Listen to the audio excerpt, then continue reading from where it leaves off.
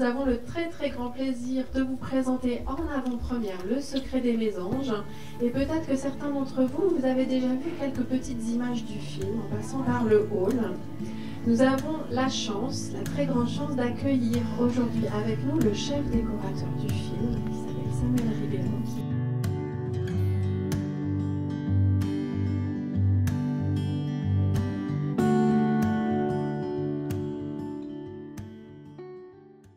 Nous avons la chance, la très grande chance d'accueillir aujourd'hui avec nous le chef décorateur du film qui s'appelle Samuel Ribeiro, qui est ici avec moi et qui a participé à cette aventure qui est assez merveilleuse. Est-ce que tu veux nous dire quelques mots avant le lancement de la projection?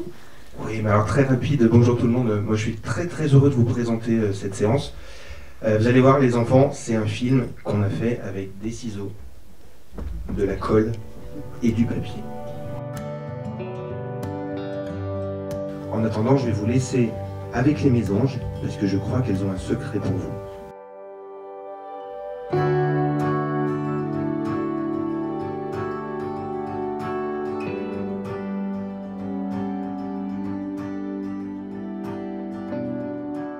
Sur ce film, on est 4 auteurs en fait.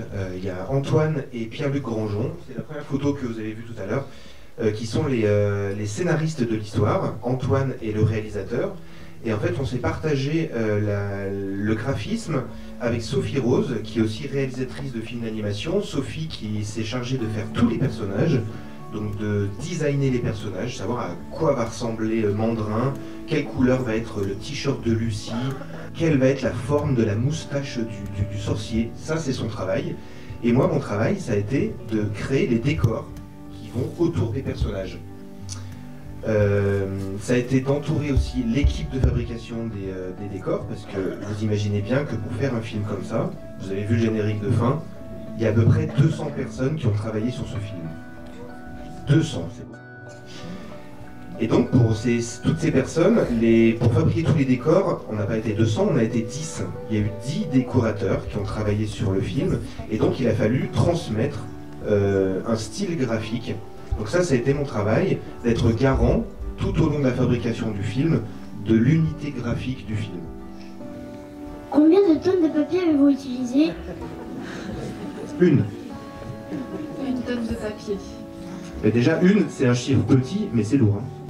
Vous avez utilisé combien de couleurs? Ah, bonne question ça. Combien de couleurs ont été utilisées dans la palette du papier canson? Alors le nuancier, je l'ai apporté aussi avec moi, donc il y en a à peu près 40. Ce qui, en fait, c'était pas beaucoup.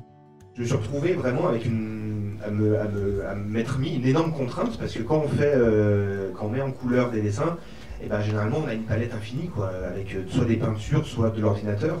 Là, moi, j'avais une palette très limitée.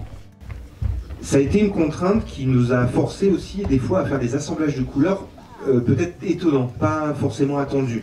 Effectivement, on est dans de la campagne, il fallait du vert. Mais ce vert, c'est vrai que moi j'ai aimé l'associer avec du violet, avec des mauves, avec des verts pommes.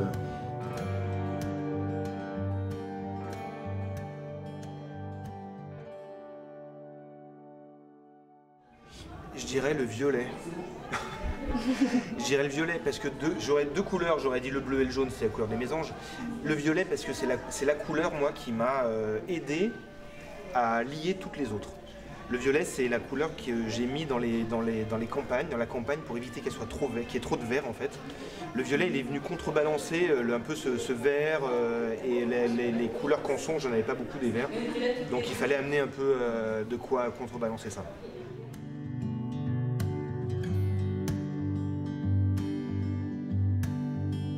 Ce film, c'est remettre aussi les animaux au centre, mais presque à égalité avec les humains.